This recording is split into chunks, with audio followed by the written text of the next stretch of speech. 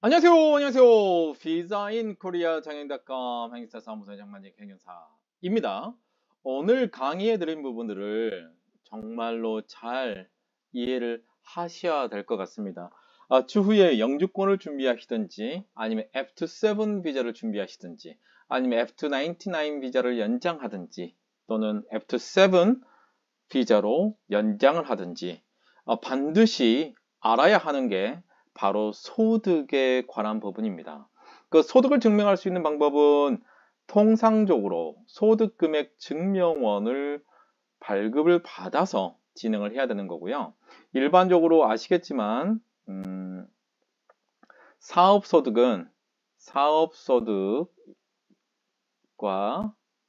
그 다음에 근로소득을 크게 나눌 수도 있는데, 근로소득은 아시겠지만 2월 달에 연말정산을 하고 5월 달에 이제 국세청 홈택스 또는 세무서에서 소득금액 증명원을 발급을 받을 수가 있습니다. 그 사업소득은 5월에 신고를 해서 그 다음에 7월에 전년도 2022년 소득금액 증명원을 발급을 받을 수 있습니다. 제가 작년에 9월 달 넘어서 소득금액 증명원에 대한 양식이 달라졌다, 양식이 변경됐다라고 말씀을 드린 적이 있습니다. 만약에 그 부분을 보지 않으셨다면 반드시 제 유튜브 채널에서 꼭 확인을 하시기 바랍니다. 오늘의 제목은 손익 금액을 확인합니다. F7 비자를 연장할 때. 그런데 F7 비자를 연장함에 있어서 소득을 증명할 때 함정이 있어요. 일반적으로 6개월 곱하기 2 해서 1년 가까이는 지금 유예 기간을 두고 있다고 제가 설명을 해드렸습니다. 그런데 이 유예 기간의 함정에 대해서도 제가 누누이 설명을 해드렸지만 정말로 본인에게 직접적으로 이런 상황이 벌어지지 않으면 정말 제가 했던 얘기를 믿지를 않습니다. 그래서 작년에 뭔가 준비했던 분들은 크게 문제가 안 되겠지만 그걸 준비하지 않고 계신 분들은 문제가 지금 생기고 있고, 최근에 제가 문의를 받은 내용 중에서 설명을 해 드릴 예정입니다. 소득 금액이 제대로 되지 않으면 이 함정, grace period 유예 기간에 대한 함정에 빠지게 되고, 나중에 안 좋게 되면 이제 F27 비자를 6개월 연장하고 1년 연장한 다음에 그 다음에는 연장이 더 이상 안 되는 최악의 상황까지 벌어지게 됩니다. 그래서 오늘 꼭 들으시고 미리 준비할 수 있는 부분들은 준비를 해야 됩니다. 자, 오늘 필기는 정말로 제가 간소하게 할 예정입니다. 그러니까 여러분들께서 키워드로 적어주는 그 부분들을 좀 명확하게 끝까지 들어보시고, 여러분들 준비를 하지 않으시면 정말 그동안에 준비해 놓은 많은 것들을 놓쳐버릴 수 있으니까 잘 강의를 들어보시기 바랍니다. 이게 2021년도, 그러니까 2022년 작년 9월 21일인가요? 이때부터 개정된 소득금액 증명원에 관련된 사항입니다. 근데 이전에 2022년 9월 1일 이전에는 사업소득이면 사업소득, 또 근로소득이면 근로소득, 이런 부분들을 본인들이 선택을 해서 제출할 수 있었습니다. 근데 일반적인 게 이제 근로소득이 나와 있는 소득금액 증명원이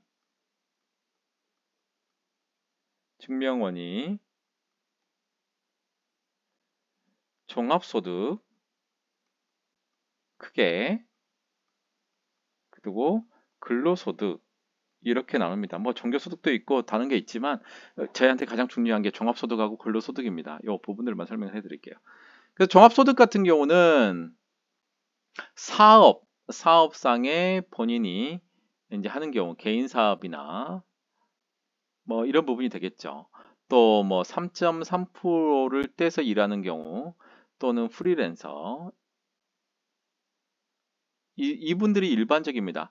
또 아르바이트,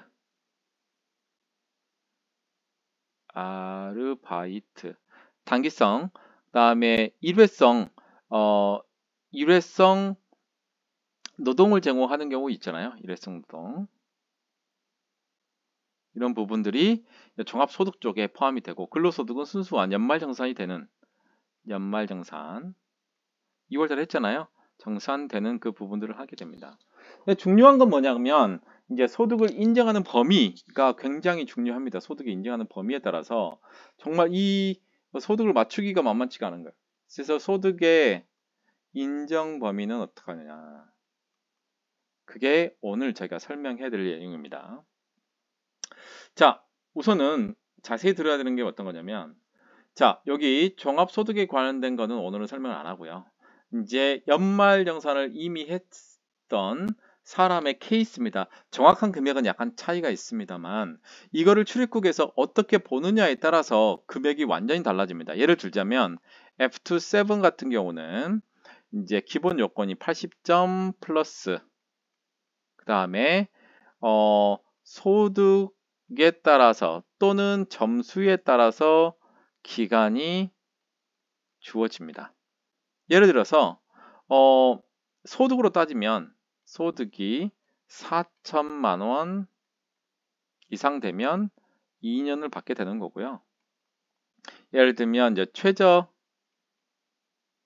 연봉에서 3천만 원이 안 되는 경우는 1년을 받습니다.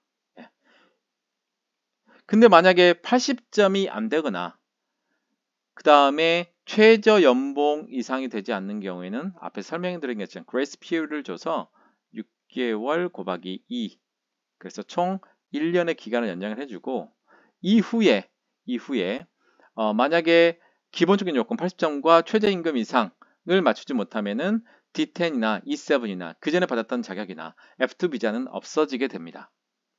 자, 여기에서 소득 산정하는 기준은 자, 사업소득이 있습니다. 사업소득이 있고 근로소득이 있는데 여기서 왜 사업소득이 여기서 나오지? 라고 생각할 수 있어요.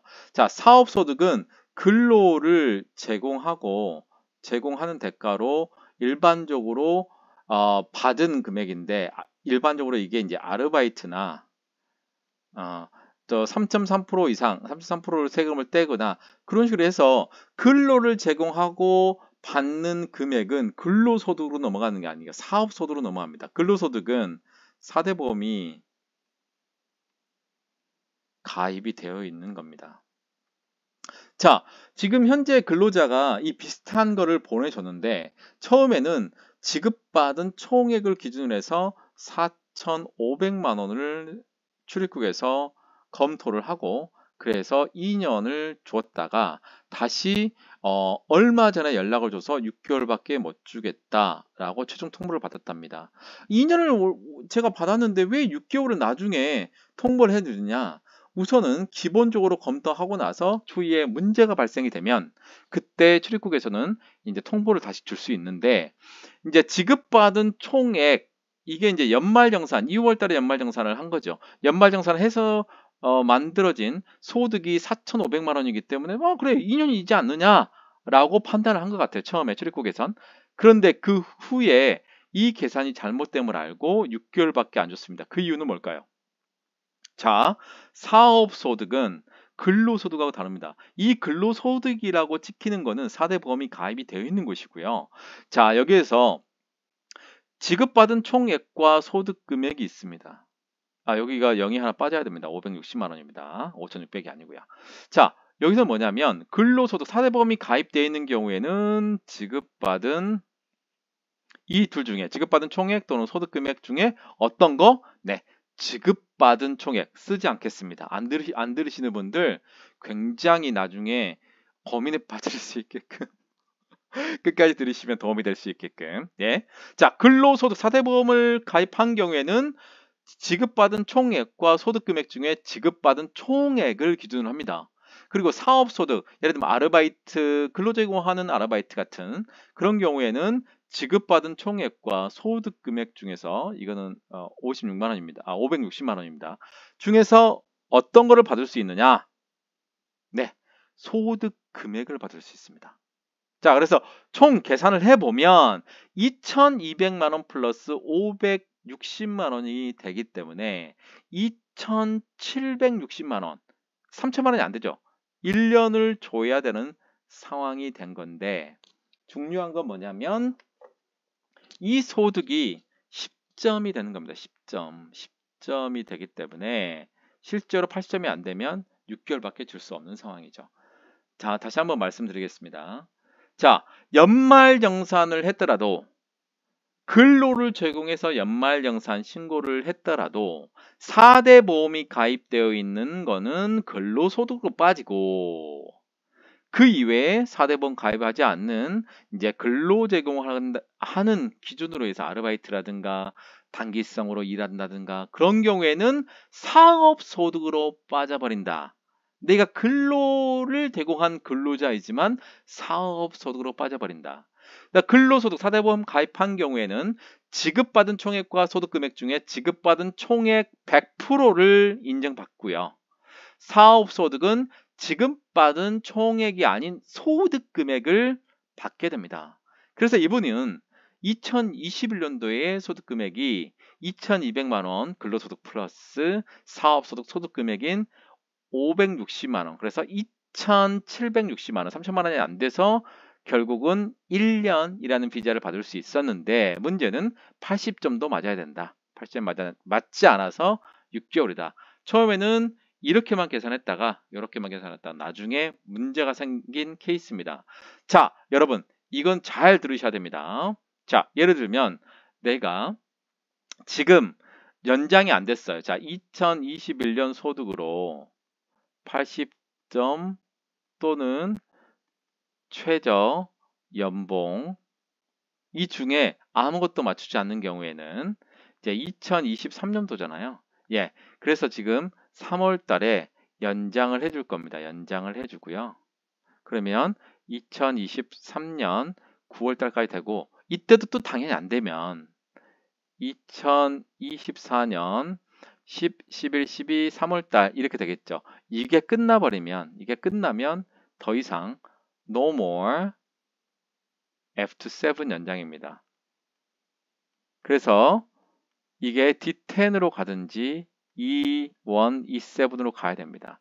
정말 잘 보셔야 됩니다. 중요한 건, 자, 2021년 소득으로 아직 소득 금액이 반영이 안 됐죠. 근데 2022년 소득은 올해 5월 달에 반영이 되는데, 이때도 처음에 이제 연장을 6개월만 해줬잖아요. 그 2022년 5월 달에 나오는 소득 금액 증명원에 따라서 1년을 받을 것인지 2년을 받을 것인지가 정해지는데, 만약에 이때도 이 조건 80점 플러스 최저 연봉 이상을 충족하지 못하는 경우에는 내년에 연장을 할 때 연장이 10월, 뭐 8월, 9월쯤 되잖아요. 결국은 끝입니다. 끝. 더 이상 1년을 지나도 예, F7 비자를 연장할 수 있는 요건을 충족하지 못합니다. 다시 한번 말씀드리지만, 자, 2022년 1월 1일부터 2022년 12월 31일까지의 소득이 연말정산이, 우리가 얘기하는 연말정산이 언제라고요? 2023년 2월이고 소득금액 증명이 나오는 게 2023년 5월입니다. 종합소득은 7월이 되는 거고요. 이런 경우에 만약에 올해 연장하는 경우에는, 자, 요게 소득이 얼마까지 영향을 미친다? 1년 6월까지 영향을 미칩니다. 그래서 만약에 올해 이 80점 또는 최저연봉 이상을 맞추지 못한 경우는 6개월이 연장되는데, 6개월 연장되고 나서 이제 올해 6월이나 7월이나 8월 달에 연장하려고 했을 때 2023년도, 그러니까 2022년도 소득금액 증명원상의 일정 요건을 충족하지 않으면 이제 그레이스 피리어드로 6개월 더 연장하고 더 이상 F7 비자 연장이 안 됩니다.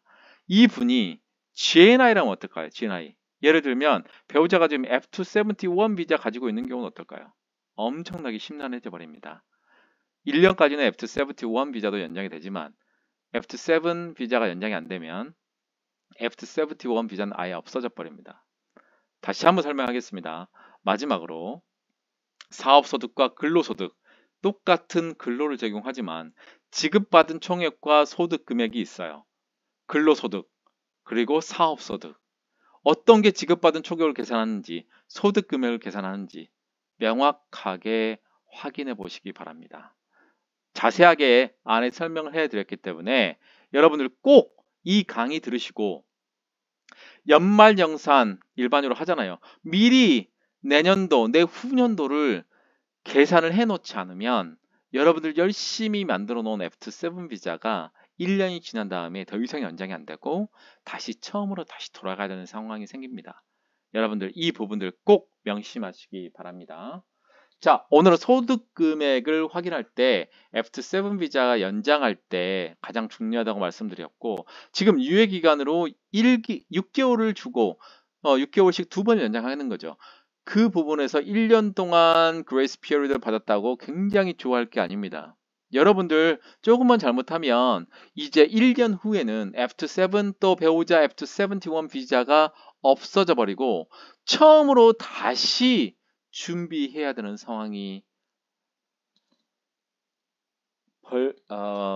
일어날 수 있는 가능성이 굉장히 높습니다. 이걸 제가 작년에 설명하고 재작년에도 설명을 해줬습니다. 연장을 할 때 정말로 중요한 게 어떤 것인지 결국은 F7 비자가 2020년 12월 1일 날 변경되면서 소득의 비중이 굉장히 높아졌습니다. 그래서 소득을 제대로 점수를 맞지를 못하면 연장이 안 됩니다. 여러분 그냥 1년을 그레이스 피리어드 줬다고 너무나 자만하시면 안 됩니다. 그냥 괜찮아 1년이란 기간 동안 돈 벌면 되지 뭐 반영하는 그 기간이 1년 6개월이 걸린다는 거 여러분들 정말 명심하셔야 됩니다. 그래서 여러분들 나중에 연장할 때 F7 문제없이 연장이 돼야 나중에 연금 신청할 때 도움이 되잖아요. 그래서 이 그레이스 피어리어드 유예 기간이 엄청난 함정입니다. 이 부분을 정말로 잘 이용하지 않으면 여러분들 F7 비자 다시 없어지고 다시 준비해야 되는 아주 복잡하고 어려운 상황이 생길 수 있습니다. 자, 여러분들 자, 소득금액 확인은 F7 비자 연장을 할 때 미리 알고 준비해야 되는 이유가 오늘 설명을 해드렸습니다. 그래서 여러분들 F7 비자, F71 비자 연장할 때 문제가 생기지 않게끔 미리미리 준비하시기를 바랍니다. 이상 비사인코리아 장인.com 행사사무소의 장만직 행연사였습니다. 감사합니다.